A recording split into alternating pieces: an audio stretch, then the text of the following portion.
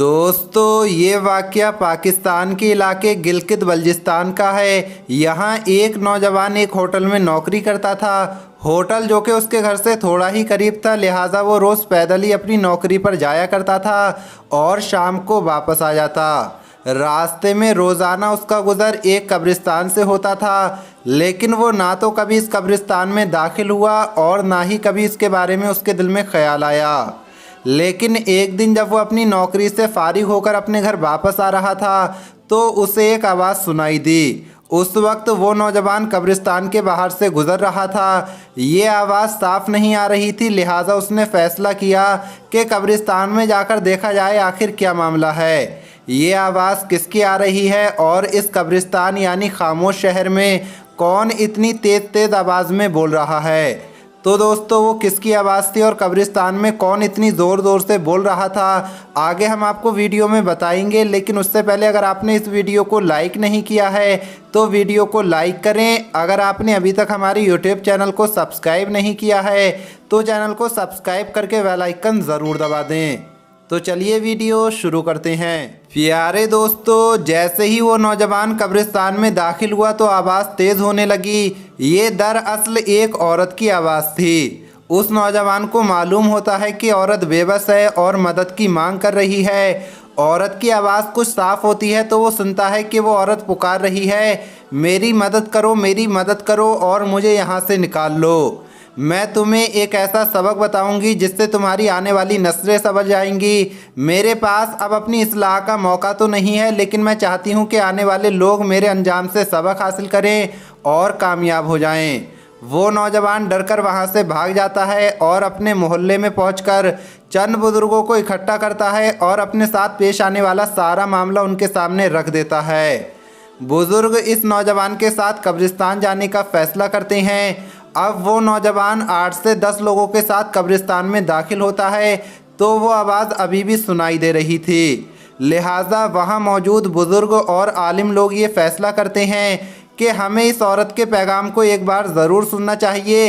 इसलिए अब कब्र की खुदाई का काम शुरू हो चुका है। इतने में 8 से 10 लोगों का हुजूम अब 35 से 40 लोगों के मजमे में बदल चुका था। जब कब्र की खुदाई पूरी होती है तो देखा गया वहाँ एक औरत बैठी है जो कहती है कि कोई मेरे घर जाओ, वहाँ से एक सूट ले आओ और उसके साथ साथ कोई बड़ी चादर या दुपट्टा ज़रूर लाना।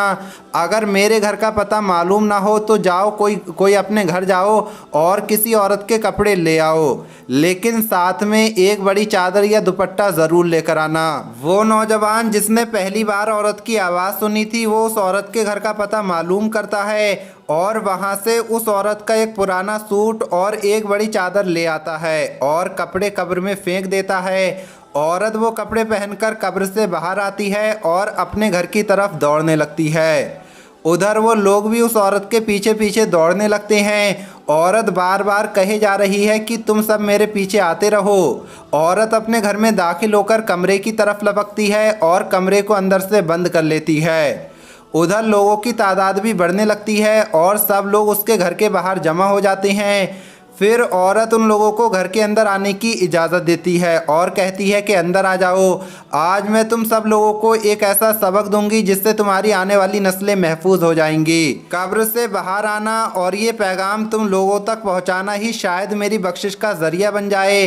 प्यारे दोस्तों, औरत ने जब अपनी चादर उतारी तो वहाँ मौजूद लोगों की तबीयत अचानक ख़राब होने लगती है और उन पर कपकपी तारी हो जाती है, क्योंकि वो एक ऐसा मंजर देखते हैं जो उन्होंने इससे पहले कभी नहीं देखा था। उस औरत के सर पर एक भी बाल मौजूद नहीं था। बाल तो बहुत दूर की बात है, यहाँ तक कि उसके सर की चमड़ी यानी खाल भी मौजूद नहीं थी।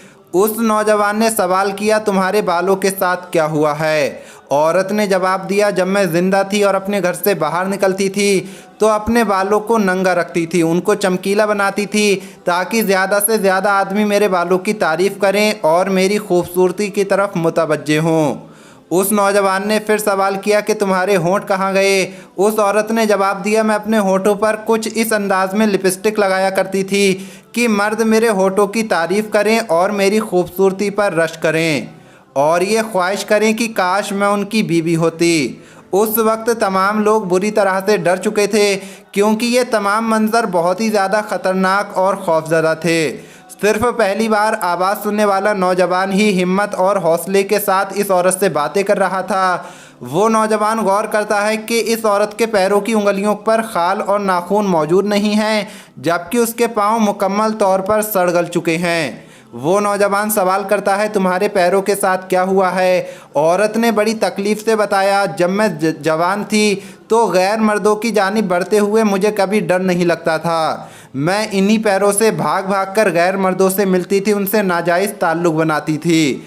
आज मैं तुम्हें ये पैगाम देने आई हूँ कि अपने ख़ानदान और घर की औरतों, माँ बहनों, बेटियों को ये तालीम दे दो कि वो गैर मर्दों से अपने जिस्म की नुमाइश ना करें। बाल, होंठ, हाथ, पैर और तमाम जिस्म की नुमाइश ने मुझे इस हाल में मुब्तला कर रखा है।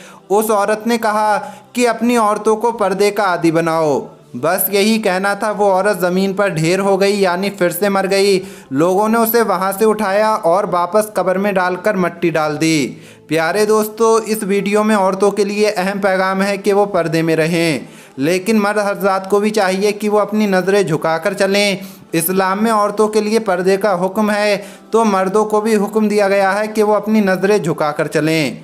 प्यारे दोस्तों, ये वीडियो आपको कैसी लगी कमेंट बॉक्स में ज़रूर बताएं। मिलेंगे अगली वीडियो में। अस्सलाम वालेकुम, अल्लाह हाफिज़।